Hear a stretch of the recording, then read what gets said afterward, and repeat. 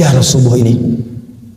Karena seorang sahabat bernama Abdullah bin Abi Umi Maktum, usianya sepuh, matanya saya lebih senang mengistilahkan begini, ditutup oleh Allah untuk tidak melihat maksiat lagi. Orang menyebutnya dengan buta, saya lebih senang menyebut ditutup oleh Allah untuk tidak melihat maksiat lagi, sehingga ringan hisab matanya. Datang kepada Nabi SAW, saya akhiri, ja'a ila Nabi sallallahu alaihi wasallam faqala atau kama qala, ya Rasulullah ya Ali ya Ruhsa, ya Rasulullah, boleh enggak saya subuh dapat keringanan? Zuhur masih banyak penonton, sampai Isya masih bisa i'tikaf, tapi subuh jarak saya agak jauh dari rumah, dari ke masjid, dari rumah ke masjid agak jauh, sulit menemukan penonton. Boleh enggak saya sholat subuhnya di rumah?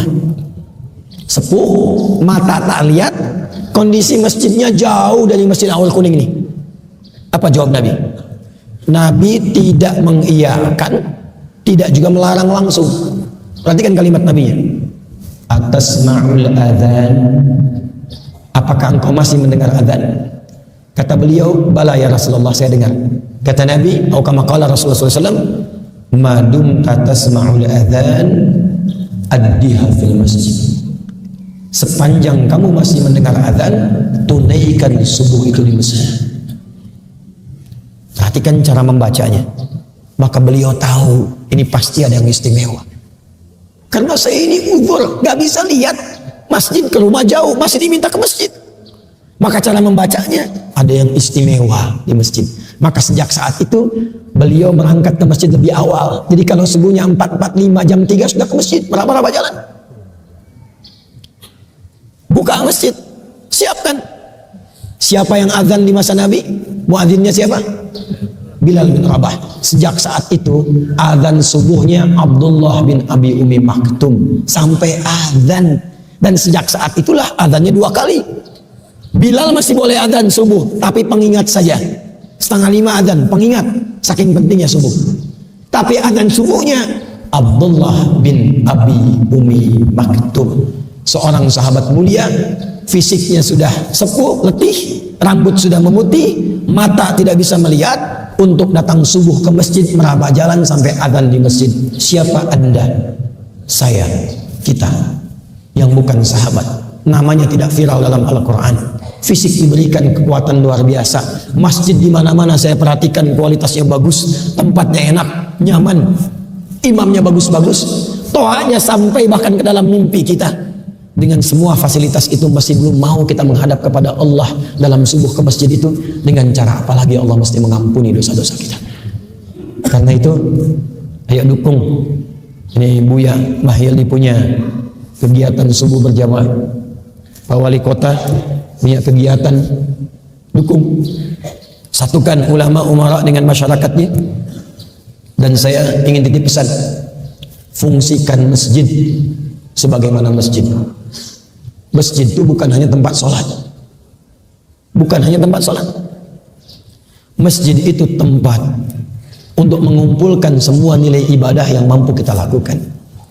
Karena itu sifatnya disebut jamaah. Ayo ngaji Quran di sini, ta'lim di sini. Kemudian jamaah itu duduk, kumpul, kenali kanan kiri, lalu bersinergi. Itulah jamaah. Jadi jangan sampai Anda datang nggak kenal siapa di samping kanan kiri. Anda nggak tahu siapa yang ada di belakang. Nabi itu sampai hafal siapa posisi kanan pojok, kiri pojok, tengah, belakang. Tahu Nabi itu. Dan tidak pernah ada orang datang ke masjid yang lapar kecuali pulang kenyang. Tidak pernah ada orang kehausan pulang itu hilang haus dahaganya. Ada orang sakit pulang itu sehat. Maka saya harap yang tak bisa ke rumah sakit, ketemu dokter, selesai. Yang tak punya pekerjaan, ketemu Pak Gubernur, Buya, apa kira-kira yang cocok buat saya? Beliau disposisi Pak Wali Kota ini di Bukit Tinggi, silakan berikan solusi. Selesai.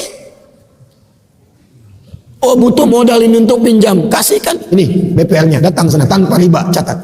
Pinjam segitu, bayar segitu. Selesai. Kalau ini difungsikan masjid seperti itu dan dikoneksikan yang satu dengan yang lainnya. Karena ini wajah-wajahnya bukan wajah Bukit Tinggi semua ini. Ada wajah-wajah Padang. Ada wajah-wajah tanah datar. Kayak Pumbu itu. Harau. Kabupaten 50 kota. Ya, 50 kota ya. 50 kota. Padang Pariaman. Kalau kita bisa kumpul seperti ini dan dikoneksikan masjidnya. Kebijakan pemerintah disalurkan yang muslim lewat masjid. Ya, saling mengisi dengan yang lainnya. Itu makmur. Iman ketika berkumpul dengan takwa, rumusnya berkah. Quran surah ke-7, saya akhiri ayat 96. Walau anna ahlal qura amanu wattaqu la fatahna 'alaihim barakatin minas samai wal. Kalau ada satu penduduk negeri mau beriman dan meningkatkan takwa kepada Allah, maka aku jamin, aku turunkan, aku buka semua pintu dan langit dan bumi untuk memberikan berkah kepada satu penduduk negeri itu. Semua kita mudah-mudahan diberkahi oleh Allah Subhanahu